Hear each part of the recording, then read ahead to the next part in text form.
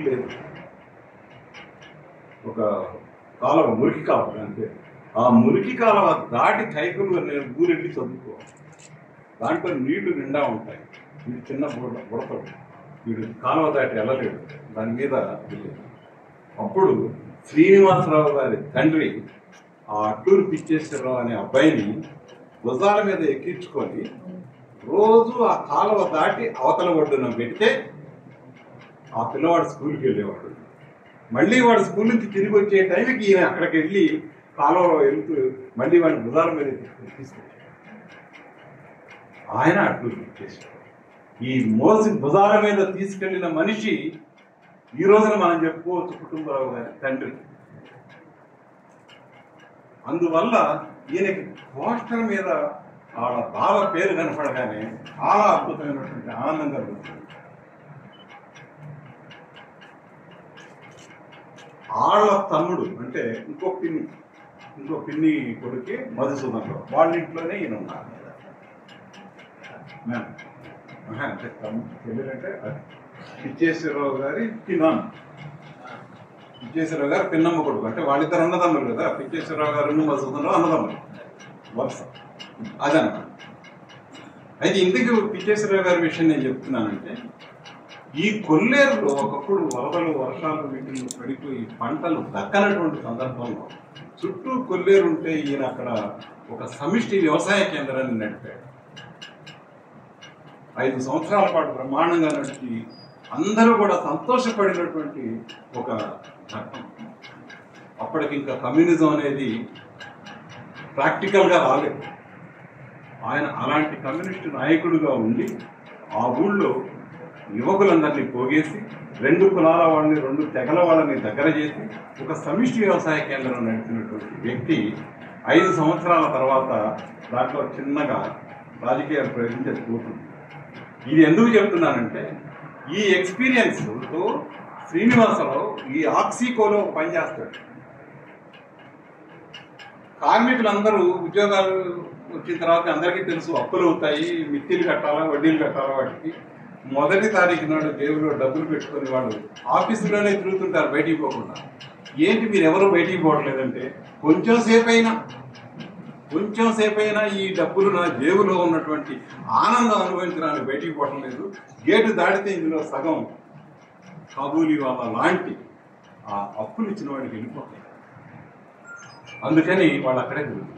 Pen ఉండేది, అంటే స్త్రీగా తీసుకొని ముగించారు కాబట్టి అశోక పెన్ను. ఆయన బస్ ఎక్కినప్పుడు ఒక చెయ్యి వచ్చి అశోక పెన్ను తాగుతోంది. ఆయన చూశారట చేతిని, కానీ ఆ చేతి గాజులు ఉన్నాయని చెప్పి వదిలేశారట. ఆయన భయపడి ఆ గాజులు ఉన్నాయని వదిలేస్తే ఆ జేబులో ఉన్న చిల్లర కూడా తీసుకుని ఆ తర్వాత డబ్బులు ఎక్కడ తీసుకుంటున్నారు భయపడ్డారట. సో గాజుల చేతులతోటి మనం వాళ్ళ దగ్గరికి వెళ్తే మనం ఏదైనా తీసుకోవచ్చు అనేది. ఆ సంఘటన కూడా చాలా చమత్కారంగా రాశారట. స్త్రీల పట్ల వారికి ఉన్న ఆలోచనలో మీరు గంభీరంగా చెప్తే, ఈ ఇన్సిడెంట్ లో కూడా వారిలోని ఆ స్త్రీ పట్ల ఉన్న మృదుత్వాన్ని ఒక దొంగలో కూడా ఆయన చూడగలిగారు. దాన్ని నేను పంచుకోవాలనుకుంటున్నాను. ఈ విషయం మాత్రం నాకు బాగా నచ్చింది. ఇంటికి వచ్చినప్పుడు చేతి మీద గాజులు వేసుకొని మాత్రం వస్తాను. తేలిక పడే క్రమంలో మన అక్కినేని గురించి కూడా ఉంది. అక్కినేని నాగేశ్వరరావు అంటే ఆయనకి చాలా ఇష్టం. ఎన్టీఆర్ కూడా మనే, ఆయనకి మనే, కానీ అదే మనే అదే చెప్తే కొంచెం తేలిక పడతారని. అందులో నిర్మల్ గారు కూడా ఇక్కడ ఉన్నారు. నాగేశ్వరరావుని చిన్న మాట అన్నా కానీ ఆయన సహించండి. నాకు మళ్ళీ ఆశ్చర్యం వేసేది కుటుంబరావు పరిచయం అయినప్పుడు కొత్తలో. ఎందుకంటే నాకు అసలు హీరోలు లెక్కలో ఉండేవాళ్ళు కాదు చిన్నప్పుడు. ఎప్పుడు చాలా పెద్ద అయ్యే వరకు కూడా హీరోలు నేనేమి పట్టించుకునేదాన్ని. మనదంతా సావిత్రి, జమున, వాళ్ళ ఆరాధనలు అవే, కానీ వీళ్ళు పెద్ద అనిపించేవాళ్ళు. మహా అయితే కొంచెం గుమ్మడిని మా నాన్నతో ఉన్న అనుబంధంలో గుమ్మడిలో ఒక నాన్న కనపడితే గుమ్మడిని ఇష్టపడేదాన్ని. నాగేశ్వరరావు, ఎన్టీఆర్ ఉంటారు, ఏదో చేసుకుంటారు, వాళ్ళు ఏదో కాస్త డ్యూయట్లు పాడతారు, ఫైట్లు చేస్తారు అనుకునేదాన్ని, పెద్ద పట్టించుకునేదాన్ని. ఈయన నాగేశ్వరరావు అనేది చాలా ఇష్టం. ఎంత ఇష్టం అంటే, ఒకరోజు నిర్మల్ గారు, ప్రభాకర్ రావు గారు మంచిగా చేపల కూర వండి, చేపల కూర కూడా కుటుంబరావుకి చాలా ఇష్టం, వాళ్ళ ఇంటికి భోజనానికి పిలిచి దేవదాస్కి చిరంజీవులకి పోలిక తెచ్చి చిరంజీవులకి దేవదాస్కి పోలిక తెచ్చి చిరంజీవుల్లో ఎన్టీఆర్ఏ చాలా గొప్పగా చేశాడు, దేవదాసులో నాగేశ్వరరావు కంటే అని ఆ డిస్కషన్ మొదలు పెట్టగానే ఇంకా అగ్గిరాముడైపోయి ఆ చేపల కూర వదిలేసి వెళ్ళిపోతాడు. ఎంత సీరియస్ ఆరాధన అంటే అది మనలో నుంచి వచ్చింది కాదు, అది అక్కడ నిజంగానే నాగేశ్వరరావులో ఈయన్ని ఆకర్షించిన నటనా ప్రతిభను చూసే వచ్చింది. సో ఈ చేపల కూరని వదిలేసేసి వెళ్ళిపోతే పాప నిర్మల్ గారు చాలా బాధపడిపోయి మర్నాడు ప్రభాకర్ రావు గారిని ఫోన్ చేసి, అట్లా వెళ్ళిపోయావు ఏంటయ్యా, మేమేదో తమాషా కంటుంటే నిర్మల్ చాలా బాధపడుతుంది, నువ్వు ఏమైనా సరే నువ్వు ఇంటికి వచ్చేసి అది ఇవాళ చేపల కూర తిని వెళ్ళు, లేకపోతే నిర్మల్కి చాలా కష్టం అనిపిస్తుంది అని ప్రభాకర్ రావు గారు ఫోన్ చేస్తే మర్నాడు వెళ్ళి ఆ చేపల కూర తిని నిర్మల్ గారిని సంతోషపెట్టి వస్తారనమాట. అంటే ఆ స్నేహాలు, వాటి వివాదాలని మనం పరిష్కరించుకోవటాలు, సీరియస్గా తీసుకోవటాలు, ఇవన్నీ చాలా జీవితం కాబట్టి అంత బాగుంది అని అనిపిస్తుంది. అట్లాగే ఒకసారి ఇంటి నుంచి అర్జెంటుగా 100 రూపాయలు కావాలి అని ఉత్తరం వస్తే ఆ అమ్మ రాస్తే 100 రూపాయలు లేవు, ఏం చేయాలి, ఎవరిని అడగాలి? ప్రభాకర్ రావు గారి ఇంటికి వెళ్తే ఆయన లేరు. నిర్మల్ గారిని ఇంకా 100 రూపాయలు కావాలండి అని అడిగితే, మామూలుగా ఆ రోజుల్లో మధ్యతరగతి స్త్రీలు ఎలా ఉండేవాళ్ళు, ఏదన్నా ఒక 100 రూపాయలు అంటే అప్పుడు పెద్ద మొత్తమే, భర్తను అడగకుండా స్వతంత్ర నిర్ణయం తీసుకుని ఇవ్వటం అంటే చాలా పెద్ద విషయం. నిర్మల్గా ఒక్క నిమిషం కూడా ఆలోచించకుండా లోపలికి వెళ్ళి 100 రూపాయలు తీసుకొచ్చి కుటుంబరావుకి ఇచ్చేసి, అంటే ఆ నమ్మకం, ఆ స్నేహం, ఆ ఆత్మీయత అవన్నీ ఆ మనుషుల్లో ఉన్నాయి. ఆ మనుషులందరూ కుటుంబరావుకి ఆత్మీయులయ్యారు. అది ఆయన అసలైన సంపద. ఆయన ఎట్లాంటి సంపద ఉంది అనేది కాకుండా ఆయనకి స్నేహ సంపద అనేటటువంటిది విపరీతంగా ఉన్నది. ఆ స్నేహాన్ని ఈ నవలంతా కొనసాగించుకుంటూ వచ్చారు. ఈ నవలగా జీవితం అంతా కొనసాగించుకుంటూ వచ్చారు. ఇందులో ఆ నగరంలో పాతుకునేటప్పుడు, ఒక పరాయి తోటికి వచ్చి వేళ్ళు పాతుకునేటప్పుడు ఎవరైనా చెప్తుంటే వినడం బాగుంటుంది, మనం చెప్పడం ఏం బాగుంటుంది, అంత బాగుంటుంది.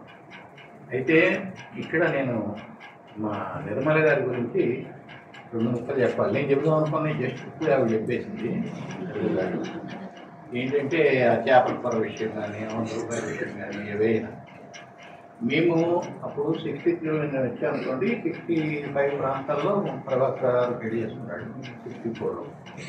అయితే నిర్మల కూడా చాలా చిన్నపిల్ల అప్పుడు, ఇంత ఉండేది కదా అప్పుడు.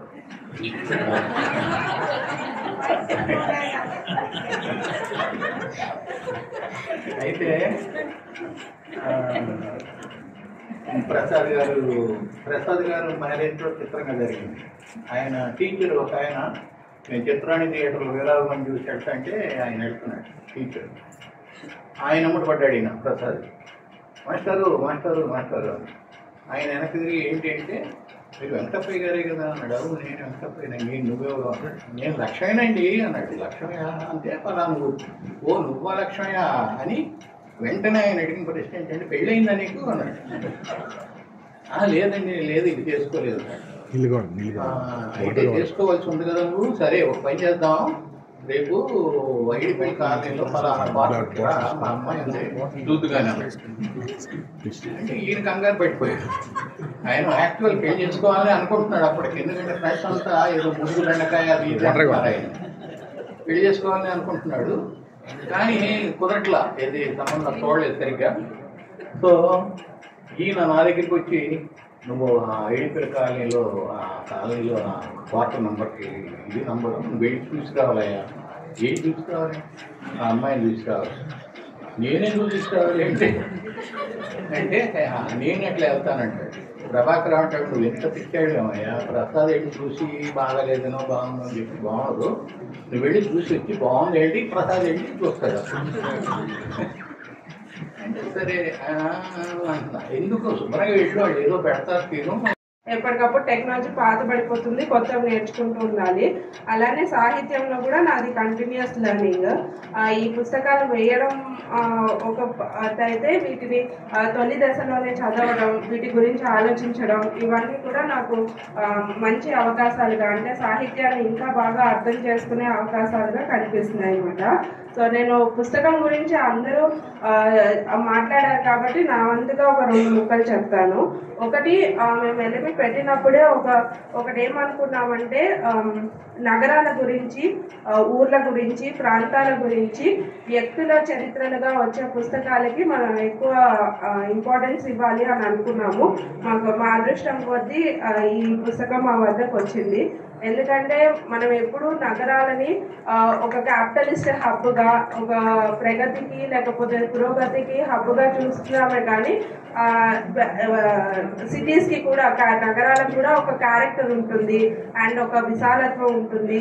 అందులో అందరం ఒకటే అన్న ధోరణి మారిపోయి ఈ నగరం మాది, ఇక్కడ మా భాష మాట్లాడాలి, వేరే వాళ్ళు రాకూడదు, ఇలాంటి వితండవాదాలు ఎక్కువైపోతున్న సమయంలో ఆ కాలం నాటి కథను చెప్తూ కుటుంబరావు గారు మనల్ని కొత్తగా ఆలోచింపచేసేలాగా చేశారు.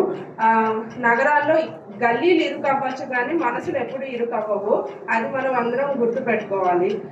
ఇంకొకటి, ఇప్పుడు ఈ మధ్య కాలంలో ఇండియాలో కూడా సిటీస్ ఇన్ ఫిక్షన్ అని ప్రత్యేక శ్రద్ధ వహించి ఏ భాషల్లో నగరాల గురించి రచనలు రాస్తున్నారు, కాల్పనిక సాహిత్యం రాస్తున్నారు, అవన్నీ డేటాబేస్ కొలేట్ చేస్తున్నారు.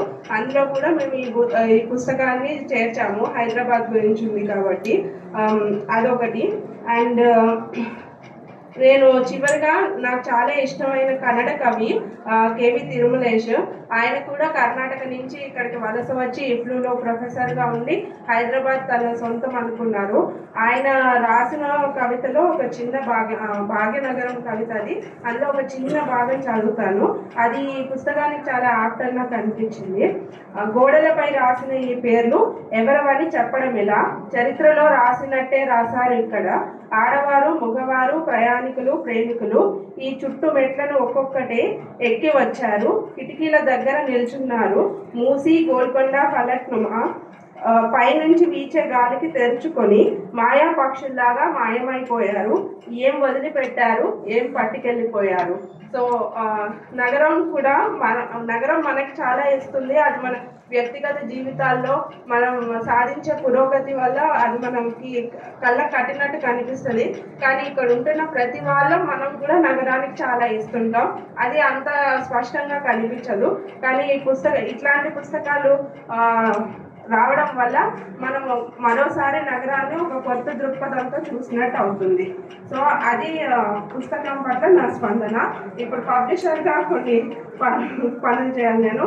ఒకటి, మాది చిన్న సంస్థ, ఇప్పుడిప్పుడే మొదలు పెట్టాం. పాఠకుల ఆదరణ ఉంటేనే మేము ఇంకా మంచి రచనలు తీసుకురాగలం. ఇప్పటి వరకు మాకు స్పందన బాగా వచ్చింది. ఈ సభకు కూడా మీరందరూ రావడం మాకు చాలా సంతోషం. అందుకని మీ ఆదరణ ఇలానే కొనసాగాలని కోరుకుంటున్నాను. ఫేస్బుక్, ఇన్స్టాలో మీరున్నట్టయితే మా పేజీని ఫాలో అవ్వండి. ఇక్కడ బయట QR కోడ్ పెట్టాము, అక్కడ వాట్సాప్ గ్రూప్లో జాయిన్ అయితే మేము ఎప్పటికప్పుడు విశేషాలు అందిస్తూ ఉంటాము. సార్ పుస్తకం పట్టణంలో బతుకుదామని కాపీలు కూడా ఉన్నాయి, కొంటే సార్ సైన్ కూడా చేసిస్తారు.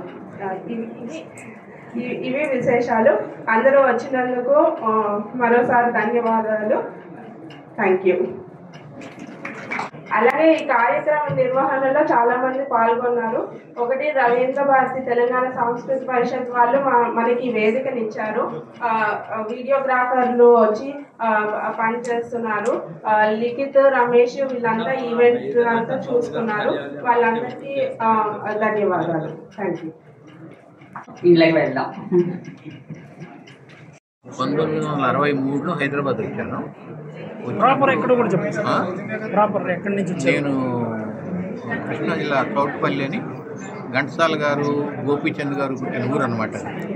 ఆ ఊరు నుంచి నేను ఇక్కడికి వచ్చాను 1963లో. వచ్చి ఇక్కడ ఒక ప్రైవేట్ కంపెనీలో పనిచేశాను. అక్కడ బేరింగ్ కంపెనీలోనే 24 years పనిచేశాను, ఒకే కంపెనీ మార్లా. తర్వాత నేను మళ్ళీ తర్వాత సీరియల్స్ టీవీ సీరియల్ దానిలోకి వచ్చేసి తర్వాత సినిమాల్లోకి వెళ్ళాను. భద్రం కొడుకు లాంటి సినిమాలు తీశాను, నేషనల్ అవార్డ్స్ వచ్చినాయి. ఓకే. తర్వాత 5 సినిమాలు తీశాను. సినీ రంగంలో కూడా ఉన్నారు. 5 సినిమాల్లోనూ 19 నంది అవార్డులు వచ్చినాయి, 2 నేషనల్ అవార్డ్స్, 1 ఇంటర్నేషనల్ అవార్డు వచ్చింది. తర్వాత అటెన్బరోస్ గాంధీ సినిమాని నేను తెలుగులో డబ్ చేశాను. అది చాలా చాలా మంచి పని చేసామని అనుకున్నాను. ఇప్పుడు కూడా ఒక సినిమా చేశాను, అది ఇంకా అనౌన్స్ చేయలే. యాక్చువల్గా ఒక మంచి ప్రేమ కథ అని కంప్లీట్ అయిపోయింది. అక్టోబర్లో అది బయటకు వస్తుంది. ఈ పుస్తకం ఎన్నో పుస్తకం సార్? ఈ నవల నా 10వ నవల. 10 నవలలు రాశాను నేను. స్వరాజ్యం, కార్మిక గీతం, తేజపాట, మోహన్ రాగం, వేణుగానం, అమ్మ, అట్లా అదో జగత్ సహోదరి. బుక్స్కి సంబంధించి ఏమైనా ఆర్డర్స్ వచ్చినాయి సార్? జాడలు ఇది మన తొలి అడుగులు, ఇది పట్టణంలో బతుకుదాం. ఈ పట్టణంలో బతుకుదామని అనేది ఏంటంటే కొల్లేటి జాడలు, తొలి అడుగులు తర్వాత ఇది 3వ పుస్తకం. నా లైఫ్ని నేను కొంచెం నవలగా రాస్తున్నాను అన్నమాట. ఈ హైదరాబాద్ 63లో వచ్చిన దగ్గర నుంచి 68 వరకు ఎట్లా ఉంది హైదరాబాద్లో జరిగిన మార్పులు ఏంటి, నాలో జరిగిన ఇదేమిటి, నా పరిణామం, నా సహజమైనటువంటి జీవితం, ఇదంతా దీనిలో రాశాను నేను. ఇది 3వ పుస్తకం నా లైఫ్కి సంబంధించి. ఇంకో 2 పుస్తకాలు కూడా రాయాల్సింది, అప్పుడు మాత్రమే నా జీవిత చరిత్ర పూర్తి అవుతుందని అనుకుంటున్నాను నేను. Okay sir, thank you.